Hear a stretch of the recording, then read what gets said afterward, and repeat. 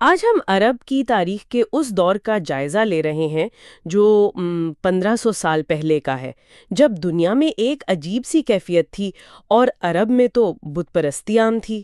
جی بالکل، اور یہ بھی کہ لوگ ایک آنے والے نبی کا جیسے انتظار کر رہے تھے۔ ہاں، اور پھر 570 میں نبی پاک صلی اللہ علیہ وآلہ وسلم کی ولادت ہوئی، اور اس وقت کچھ غیر معمولی واقعات بھی ہوئے نا۔ جی بالکل، روایت میں آتا ہے کہ جیسے کعبہ کے اندر جو بت رکھے تھے وہ گر گئے، فارس کی جو ہزاروں سال سے آگ جل رہی تھی وہ بجھ گئی۔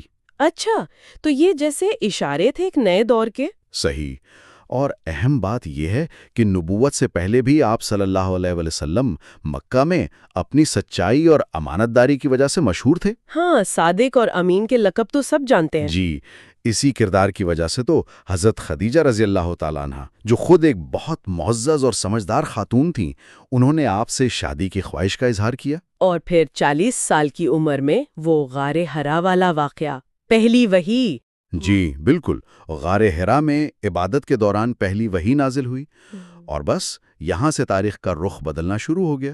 تو وہ اسلام کی دعوت شروع ہوئی، سب سے پہلے گھر والوں نے قبول کیا، حضرت خدیجہ، پھر نوجوانوں میں حضرت علی علیہ السلام۔ جی، لیکن مکہ کے جو بڑے سردار تھے ان کی طرف سے مخالفت وہ تو فوراً شروع ہو گئی۔ اور شدید مخالفت تھی، مسلمانوں پر ظلم و ستم بڑھتا گیا، اور پھر وہ سال 619 ہاں، عام الغزن، غم کا سال، جب آپ کے چچا ابو طالب جو آپ کی ڈھال تھے قبیلے میں، اور آپ کی اہلیہ حضرت خدیجہ دونوں کا انتقال ہو گیا۔ ان کے بعد تو جیسے مسلمانوں کے لیے حالات اور مشکل ہو گئے۔ بہت زیادہ، قریش کی دشمنی کھلی دشمنی بن گئی، یہاں تک کہ انہوں نے آپ صلی اللہ علیہ وآلہ وسلم کے قتل کا منصوبہ بنا لیا۔ اوہ، تو اسی وقت ہجرت کا حکم آیا۔ جی، اللہ کے حکم سے پھر آپ نے مدینہ ہجرت کا فیصلہ کیا۔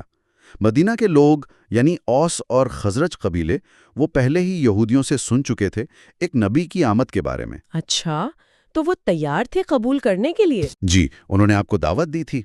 تو آپ حضرت ابوبکر رضی اللہ تعالیٰ عنہ کے ساتھ رات میں مکہ سے نکلے، غار ثور میں کچھ دن قیام کیا۔ وہ مشہور واقعہ۔ جی، اور پھر مدینہ پہنچے۔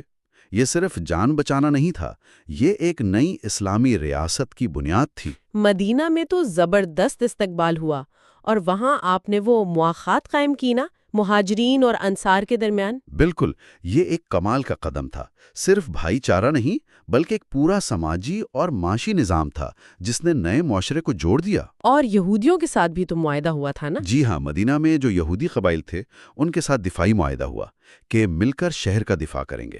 ٹھیک، تو ریاست قائم ہو گئی، لیکن پھر چیلنجز تو فوراً شروع ہو گئے ہوں گے۔ جی، صرف 2 سال بعد 2 ہجری میں جنگ بدر، پہلی بڑی جنگ، مسلمان صرف 313، وہ بھی کم ہتھیاروں کے ساتھ۔ اور مکہ والے 1000 کا لشکر لے کر آئے تھے۔ بالکل، لیکن اللہ کی مدد آئی، فرشتے اترے اور مسلمانوں کو فتح ہوئی۔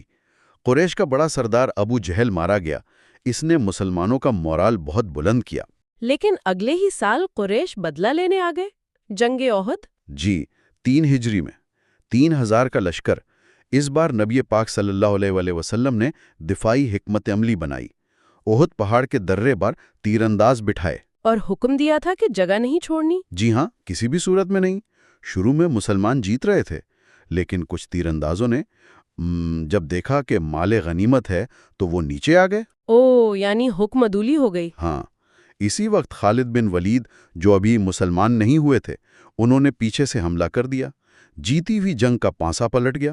بہت نقصان ہوا اس میں، حضرت حمزہ شہید ہوئے، آپ صلی اللہ علیہ وسلم خود زخمی ہوئے۔ جی، یہ ایک بڑا سخت سبق تھا۔ اچھا، پھر 5 ہجری میں جنگ خندق، اسے احزاب بھی کہتے ہیں۔ جی، احزاب یعنی گروہ، کیونکہ اس بار عرب کے کئی قبائل مل کر آئے تھے، 10,000 کا لشکر تھا، مدینہ کا محاصرہ کر لیا۔ اور اس بار وہ خندق والی حکمت عملی اپنائی گئی۔ بالکل، حضرت سلمان فارسی کا مشورہ تھا، خندق کھودی گئی، عربوں کے لیے نئی چیز تھی، دشمن پار ہی نہیں کر پایا کئی دن تک۔ اور وہ عمرو بن عبدد والا واقعہ بھی تو اسی میں ہوا تھا۔ جی، وہ بڑا مشہور جنگجو تھا، خندق پار کر کے آ گیا، چیلنج کیا تو حضرت علی علیہ السلام مقابلے پر گئے اور اسے قتل کر دیا۔ اور یہودیوں نے بھی تو غداری کی تھی اس جنگ میں۔ جی، بنو قریظہ قبیلے نے معاہدہ توڑ دیا، لیکن پھر اللہ کی مدد آئی، تیز آندھی چلی، ان کے خیمے اکھڑ گئے، وہ بھاگ گئے، بعد میں غدار قبیلے کو سزا ملی۔ اچھا، پھر 6 ہجری میں صلح حدیبیہ ہوئی، یہ تو ایک بڑا ٹرننگ پوائنٹ تھا نا؟ بہت بڑا۔ آپ صلی اللہ علیہ وسلم عمرے کے لیے مکہ گئے، قریش نے حدیبیہ پر روک لیا، بات چیت ہوئی، پھر معاہدہ ہوا۔ جس کی شرطیں بظاہر مسلمانوں کے حق میں نہیں لگ رہی تھیں۔ 10 سال جنگ بندی، اور اگر کوئی مکہ سے مدینہ جائے تو واپس کرنا ہوگا۔ جی، بہت سے صحابہ بھی ناخوش تھے، لیکن نبی پاک صلی اللہ علیہ وسلم نے اللہ کے حکم سے اسے قبول کیا، اور قرآن نے اسے فتح مبین کہا، کھلی فتح۔ اور واقعی یہ فتح ہی ثابت ہوئی آگے چل کر۔ بالکل، اس سے اسلام کو پرامن طریقے سے پھیلنے کا موقع ملا، اور پھر اگلے ہی سال 7 ہجری میں خیبر فتح ہوا۔ خیبر تو یہودیوں کا بہت مضبوط مرکز تھا۔ جی، بہت مضبوط قلعے تھے، سازشیں ہوتی تھیں وہاں سے۔ ایک قلعہ فتح نہیں ہو رہا تھا، تب آپ نے فرمایا، کل علم اسے دوں گا جو اللہ اور رسول سے محبت کرتا ہے، اور اللہ اور رسول اس سے۔ اور وہ علم حضرت علی کو ملا۔ جی، انہوں نے مرحب جیسے پہلوان کو قتل کیا اور قلعہ فتح ہو گیا۔ ٹھیک ہے، پھر 8 ہجری تو بہت اہم سال رہا، جنگ موتا بھی ہوئی اور فتح مکہ بھی۔ جی، موتا میں رومی سلطنت سے ٹکراؤ ہوا، 3000 مسلمان مقابلہ 1,00,000 رومی، 3 سپہ سالار شہید ہوئے، زید بن حارثہ، جعفر بن ابی طالب، عبداللہ بن رواحہ۔ لیکن خالد بن ولید نے فوج کو بچا لیا۔ جی، کمال حکمت عملی سے پسپائی اختیار کی۔ اسی سال قریش نے حدیبیہ کا معاہدہ توڑا، تو آپ 10,000 کا لشکر لے کر مکہ گئے۔ اور مکہ بغیر لڑائی کے فتح ہو گیا۔ جی، یہ ایک مثال ہے۔ اتنی طاقت کے ساتھ شہر میں داخل ہوئے، لیکن عام معافی کا اعلان کیا، کسی سے بدلہ نہیں لیا۔ ابو سفیان جیسے دشمن بھی اسلام لے آئے۔ کمال ہے۔ اچھا، فتح مکہ کے فوراً بعد جنگ حنین؟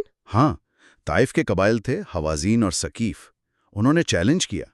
مسلمانوں کی تعداد 12,000 تھی، شاید کچھ غرور آ گیا۔ اچھا، تو شروع میں مشکل ہوئی؟ جی، دشمن نے گھاٹیوں سے تیر برسائے تو ایک دم بھگدوڑ مچ گئی، لیکن نبی پاک صلی اللہ علیہ وآلہ وسلم ثابت قدم رہے۔ پھر اللہ کی مدد آئی اور فتح ہوئی۔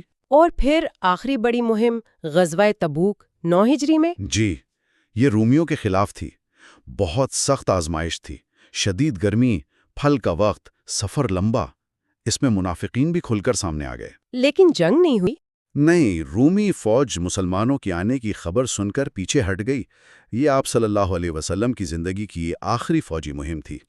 اس کے بعد عرب میں اسلام غالب آ چکا تھا۔ تو تبوک کے بعد اسلام ایک فیصلہ کن قوت بن چکا تھا۔